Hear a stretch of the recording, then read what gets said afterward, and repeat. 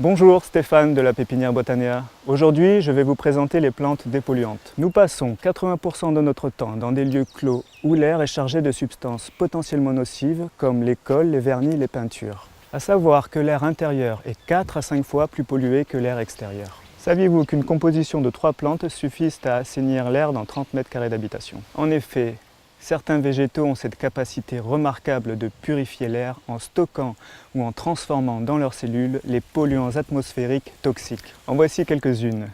L'asténanthe, cette robuste plante au feuillage décoratif d'une hauteur de 20 à 100 cm, se développera parfaitement dans des atmosphères humides et relativement chaudes. On placera en priorité l'asténanthe dans une chambre, un bureau ou une salle de bain. Le ficus. Facile d'entretien et très apprécié de tous, le ficus exige une lumière vive mais sans soleil direct. Arrosez-le de manière modérée, 1 à 2 fois par semaine selon la saison, et attendez que le terreau sèche entre 2 arrosages. Le ficus se plaira près d'une fenêtre dans des pièces claires telles qu'un bureau ou un séjour. Le spathiphyllum. Cette plante se caractérise par ses longues feuilles vernissées et ses fleurs composées d'une grande spathe blanche. Sa hauteur varie de 20 à 60 cm. Le spathiphyllum aura besoin d'un arrosage généreux tout en veillant à ne pas laisser d'eau stagnante dans la soucoupe.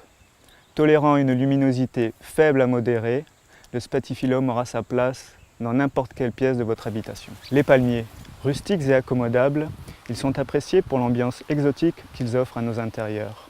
Leurs besoins en eau et en luminosité varient en fonction de l'espèce. On arrosera copieusement en saison chaude et de manière plus réduite et espacée en saison fraîche. On placera le palmier en priorité dans une chambre, un séjour ou un bureau.